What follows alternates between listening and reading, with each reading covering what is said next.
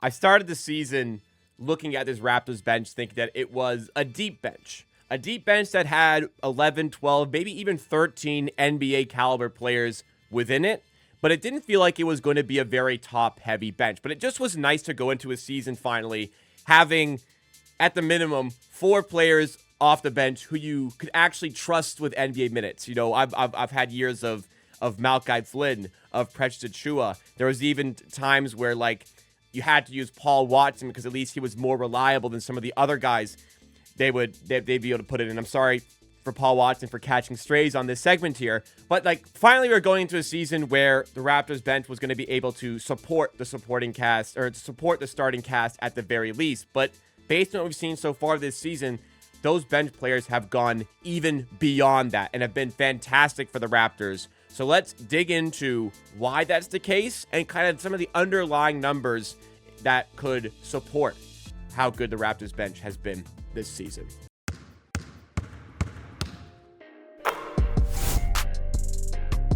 It's just nice to have players you can trust coming off of the bench. Jamal Shead seems like the Raptors absolutely nailed his selection, 45th overall in the 2024 NBA draft. It looks like he has taken a step up this season. There are still contributions in some capacity coming from Grady Dick from an individual standpoint, but as a team standpoint, they're like really feasting in his minutes.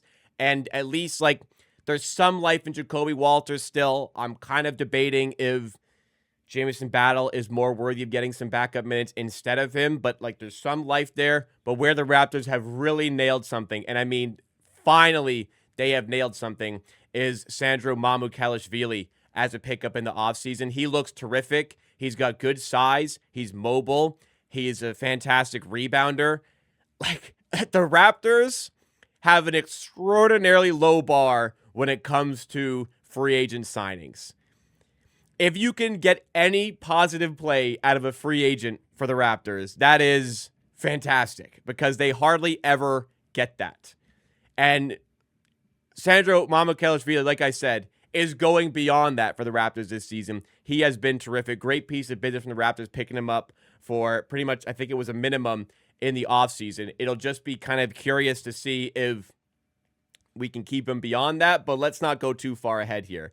We got great minutes, and I think a really good example of where the bench can make a difference for the Raptors came in that game against the Cleveland Cavaliers that we recently saw.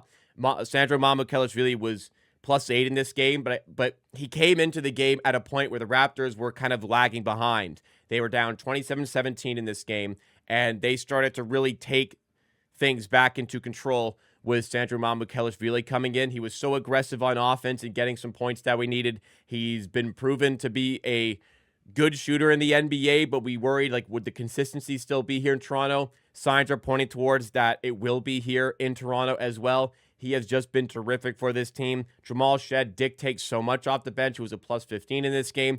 And even though, again, Grady Dick's usage isn't super high, he's not affecting the games as much as we kind of would have thought he'd be, the Raptors are still very much dominating in his minutes as an individual. I'll kind of pull up some statistics to further highlight that. It's just all very strange with Grady Dick.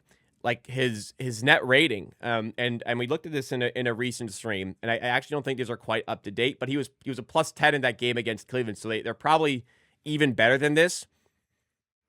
This season, the Raptors are +17, or have a net rating of 16.97, so 17 when Grady Dick is on the floor, and -4.8 when he's off the floor. And again, he was a +10 in that game against the Cleveland Cavaliers. So there was great play happening when he was on the floor once again. So part of this might be luck, part of this might be small sample, but I think part of it as well is the fact that Grady Dick commands a lot of interest from the opposition defense and still spaces the floor effectively for the Raptors.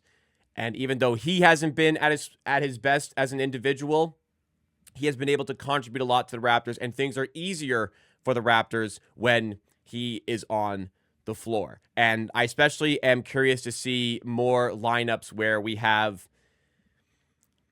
him and Jamison Battle on the floor together. We saw it in the Brooklyn game. We didn't see as much of it, honestly, in that Cleveland game. But when we can get Battle and Grady Dick on the floor together, we can just have Grady Dick in one corner, Jamison Battle in the other corner, And you have to pay attention to them. You have to worry about them.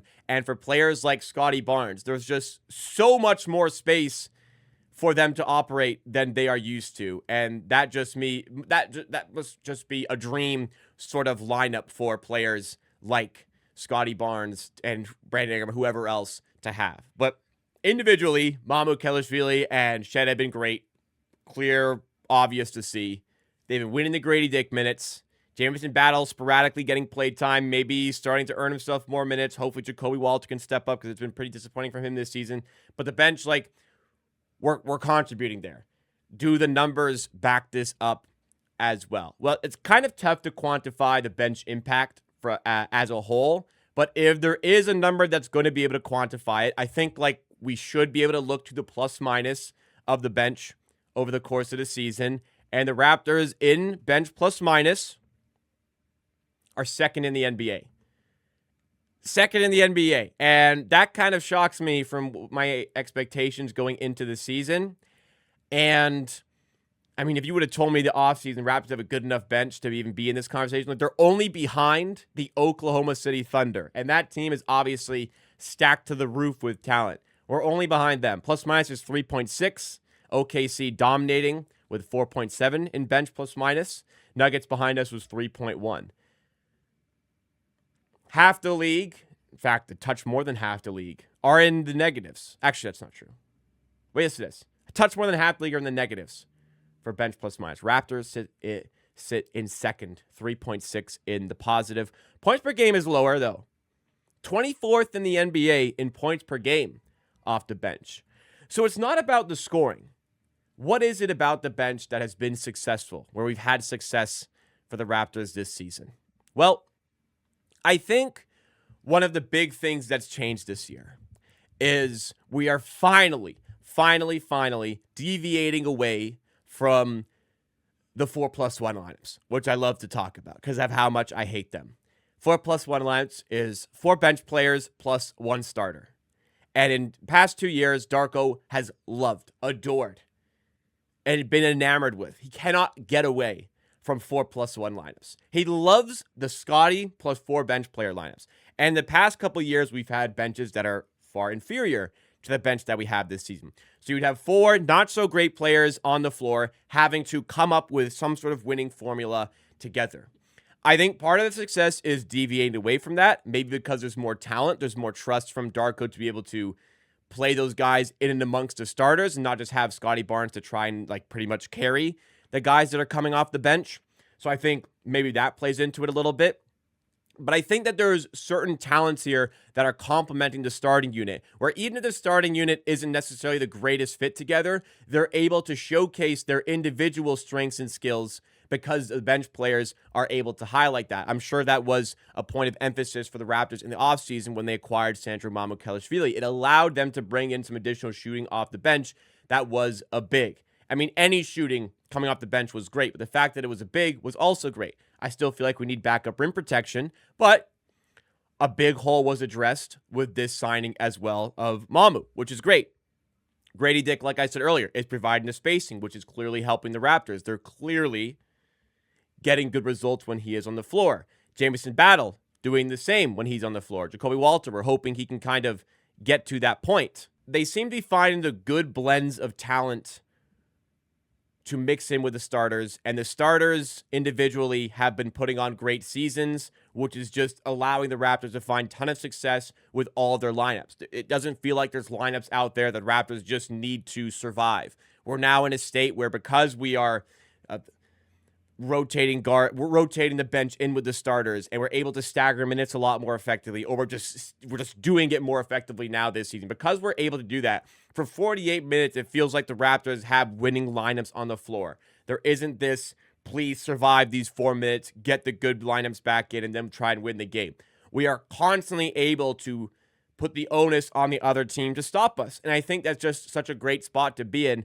And I think that adds tremendously to the watchability and the enjoyment of watching the Raptors this season. So in kind of summary, lineups have been better, but they've been so bad in other years that it was a low bar to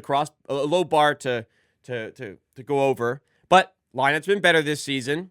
We're finding good blends of talent there. Individuals within the bench have been playing very well, like Shed and Mamukilishvili, and the style of play from the players coming off the bench. The archetypes coming off the bench are really helping those starters thrive and be able to play their best game on a lot of occasions. And all of that has culminated into a very good bench for the Raptors so far this season. And again, just more things going in the right direction, showing positivity, and giving fans optimism on what has been a great season so far.